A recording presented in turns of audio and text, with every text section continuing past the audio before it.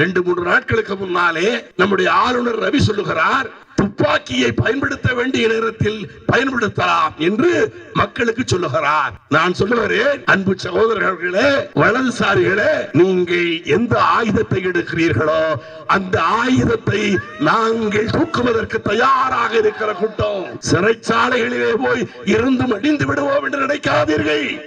நாங்கள் களத்திலே நின்று இரத்தங்களை செலவழிக்க தயாராக இருக்கிறோம். எங்களுடைய ரோமங்களை கூட உங்களாலே பிடுங்க முடியாது என்பதை நீங்கள் புரிந்து கொள்ளுங்கள். நம்முடைய மோடியினுடைய ஆட்சியை விளம்பரப்படுத்துவதற்காக பயன்படுத்திய தொகை எவ்வளவு தெரியுமா? 3330.49 கோடி அச்சு ஊடகங்களுக்கும் மின் ஊடகங்களுக்கும் மோடியினுடைய ஆட்சியை விளம்பரப்படுத்துவதற்காக பயன்படுத்தி இருக்கிறார்கள். இதுவரை 5,55,000 கோடி அம்பானிக்கு மட்டுமே தள்ளுபடி செய்யப்பட்டிருக்கிறது. மோடி ஏழை தாயின் மகன் மோடி அவர்கள் நான் தீவித்து விளைத்தேன் என்று சொல்லுவார். அவர் வெளிநாட்டு சுற்றுப்பயணத்திற்காக செலவழிக்கப்பட்ட தொகை 25,000 கோடி. ஆனால் வருடத்திற்கு 100 கோடி என்று 8 வருடத்திற்கு 800 கோடி கொடுப்பதற்கு இவர்களுக்கு மனமில்லை. 1200 ஆண்டுகள் பழமையான ஒரு கோயிலை, ஆக்கிரமிக்கப்பட்டிருந்த கோயிலை பாகிஸ்தான் என்கிற இஸ்லாமிய நாட்டிலே மீட்டு அது இந்துக்களுக்கு கொடுத்திருக்கிறார்கள். ஆனால் இந்த கயவர்கள், அயோக்கியர்கள் நாசமாய் போட ரஞ்சன் கோகன் என்கிற கூடிய அயோக்கியனுக்கு ஒரு எச்சி துண்டாய் ஒரு நாடாளுமன்ற பதவியை கொடுத்து விட்டு அவர்கள் அபகரித்துக் கொண்டிருக்கிறதை பார்க்கிறோம். அங்கே பாருங்கள், அங்கே ராபேல் போர் விமானத்தினுடைய விசாரணையை நடத்துவதற்கு கூட உச்சநீதிமன்றம் தயாராக இல்லாத அயோக்கியன் தான் ரஞ்சன் கோகாய். எல்லா இடங்களிலும் ரஞ்சன் கோகாயை திட்டிக் கொண்டிருக்கிறேன், நீதிமன்றத்தை அவமதிக்கிறார் என்று வழக்கு போடுங்களப்பா. அந்த உச்ச நீதிமன்றத்தில் வந்து உங்கள் முகங்களை பார்த்து என்று துப்பி விட்டு வர வேண்டும் என்று கருதுகிறேன். அன்புக்குரிய சகோதரர்களே, இன்றைக்கு மோடி அரசு இஸ்லாமியர்களுக்கு தர வேண்டிய அல்ல சிறுபான்மை மக்களுக்கு தர வேண்டிய நிதியை மட்டுமல்ல உரிமைகளையும் இன்றைக்கு பறித்துக் கொண்டிருக்கிறார்கள். கேட்டால் நிதி இல்லை. 10.72 லட்சம் கோடியை அதானிக்கும் அம்பானிக்கும் தள்ளுபடி செய்கிறார்கள். அந்த ஏழை பங்காளர்களுக்கு ஒன்று தெரியுமா? அம்பானி அவர்கள், முகேஷ் அம்பானி அவர்கள் ஒரு மாதத்திற்கு அவர் வீட்டில் பயன்படுத்துகிற 6 பேர் அந்த குடும்பத்தில் இருக்கிற அந்த வீட்டை பயன்படுத்துகிறதுக்கு 6000 யூனிட் பயன்படுத்துகிறார்கள். அதற்காக மாதம் அவர்கள் கட்டுகிற தொகை 70 லட்சம். அம்பானியினுடைய இன்னொரு மகன் அகில் அம்பானி,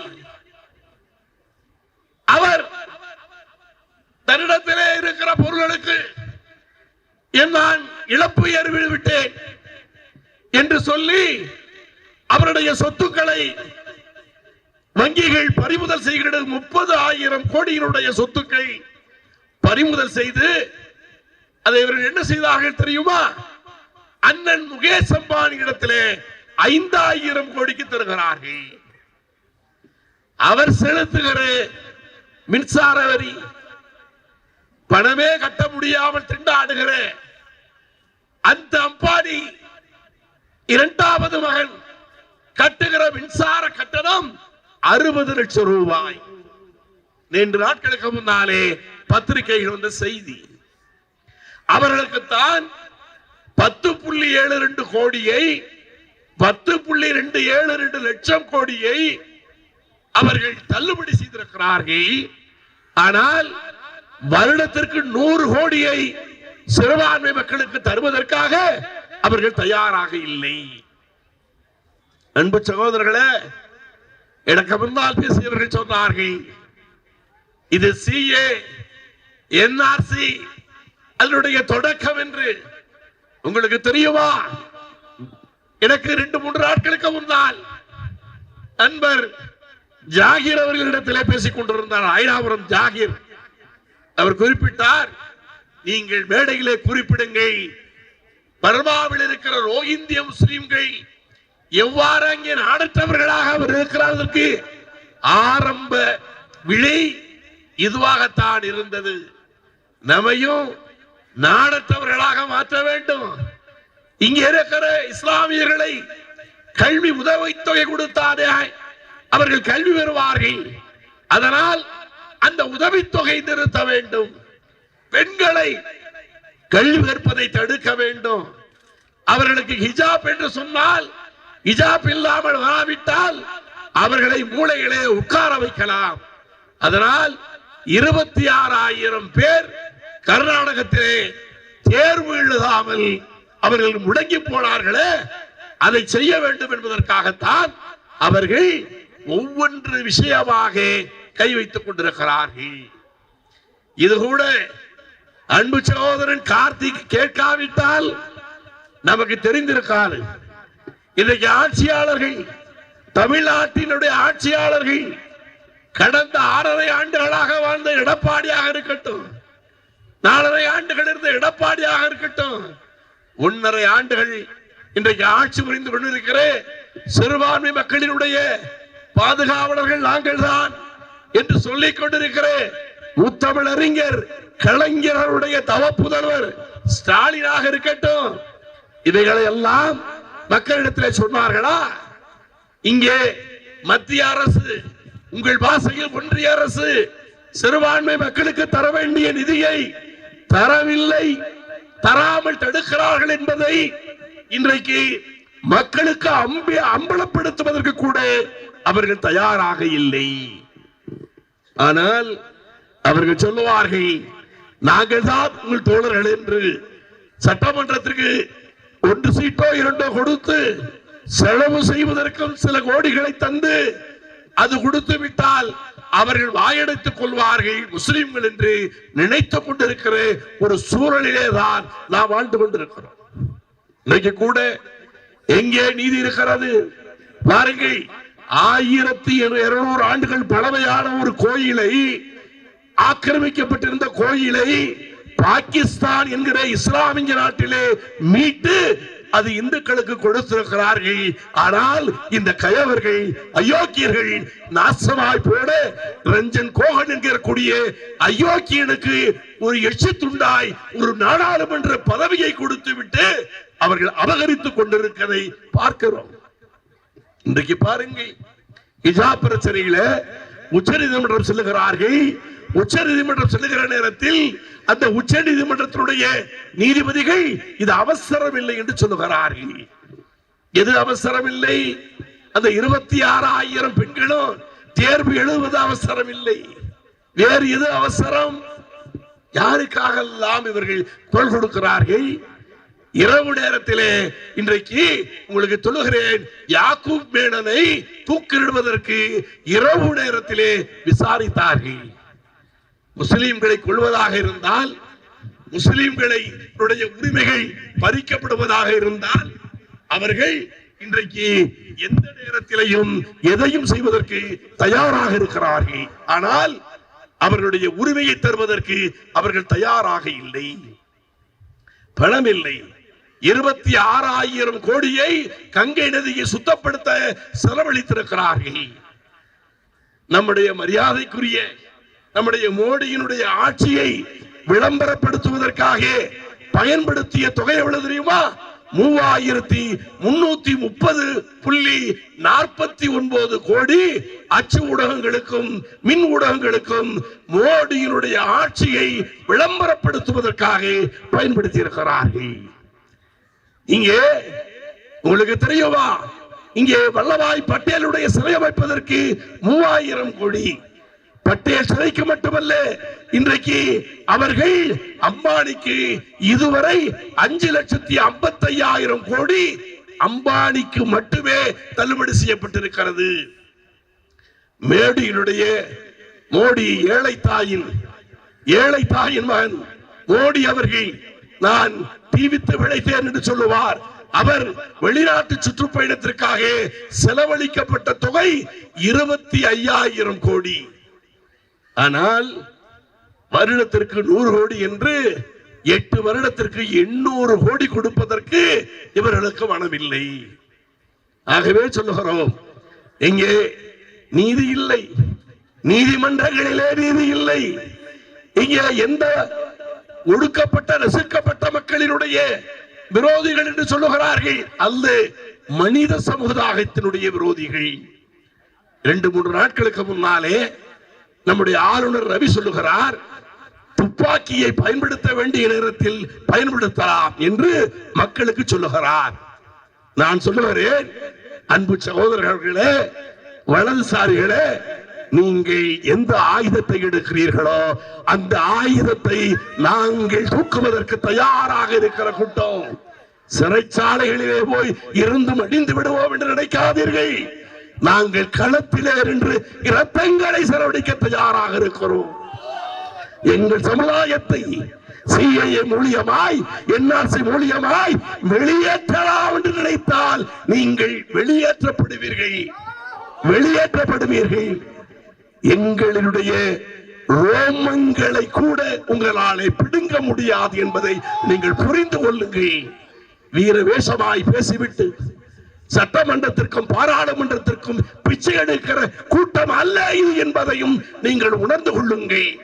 நாங்கள் இந்த சமுதாயத்திற்காக உரமாய் விழுதாய் வேறாய் இருக்கிற கூட்டமே தவிர நீங்கள் போடுகிற பிச்சைக்கு வருகிற கூட்டம் அல்ல என்பதையும் இந்த ஆட்சியாளர்களுக்கு சொல்லிக்கொள்ள ஆசைப்படுகிறோம். அன்பு சகோதரர்களே, நீதிமன்றத்தினுடைய கதவுகள் அடைக்கப்பட்டிருக்கிறது. எப்படி? நீதி நேர்மை அங்கே இல்லை. அங்கே பாருங்கள், அங்கே ராபேல் போர் விமானத்தினுடைய விசாரணையை நடத்துவதற்கு கூட உச்சநீதிமன்றம் தயாராக இல்லாத அயோக்கியன் தான் ரஞ்சன் கோகாய். எல்லா இடங்களிலும் ரஞ்சன் கோகாயை திட்டிக் கொண்டிருக்கிறேன். நீதிமன்றத்தை அவமதிக்கிறார் என்று வழக்கு போடுங்களப்பா.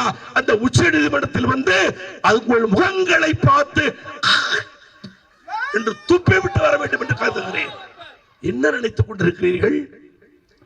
நாங்கள் சப்பானி என்று நினைத்துக் கொண்டிருக்கிறீர்களா? வீரமிக்க பரம்பரை. இந்த சமுதாயம் இரத்தங்களை கொடுத்து இந்த நாட்டினுடைய சுதந்திரத்திற்கு பாடுபட்டது. இந்த சுதந்திர கொடியை அடையாளப்படுத்திய அந்த பெண்ணை மறக்கடிக்க யார் பெயரோ இன்றைக்கு சூட்டுகிறார்கள். பார்க்கிறோம். என்னவெல்லாம் செய்வீர்கள், எதுவெல்லாம் செய்வீர்கள், எதையெல்லாம் தூக்குவீர்கள், அதையெல்லாம் பார்த்து கொண்டிருக்கிறோம். சொல்லியது போல எதிரி எந்த ஆயுதத்தை எடுக்கிறானோ அந்த ஆயுதத்தை தான் நீங்கள் எடுக்க வேண்டும் என்று தொழிலாளிகளுக்கு சொல்லுகிறானே, அதைத்தான் நாங்கள் புரிந்து கொண்டிருக்கிறோம். உங்களுக்கு சொல்லுகிறோம், இந்த போராட்டம் களம் என்பது இன்றைக்கு மோடி அரசை தாக்குவதற்காக அல்ல. மோடி போன்றவர்களினுடைய அறிவு இல்லாத மோடி போன்றவர்களுக்கு உணர்த்துவதற்காக. இன்றைக்கு பிஜேபி அவன் செய்கிற குற்றங்கள் எல்லாம் ஆட்சியாளர்களுக்கு தெரிவதில்லை. இங்கே இருக்கிறவர்கள் வீரவேசமாய் பேசுகிறார்கள், தொடை நெடுங்கிகளாக இருக்கிறார்கள். உங்களை போன்று நீங்கள் வீரவேசமாய் பேசுகிற தொடை நடுங்கிகள் அல்ல நாங்கள் என்பதை உங்களுக்கு சொல்லுகிறோம். நீங்கள் சிறைவாசிகளை விடுதலை செய்வோம் என்று சொல்லி எத்தனை காலமாகிவிட்டது? ஒரு குழு போடுகிறீர்கள், அந்த குழு ஆய்வு செய்கிறது.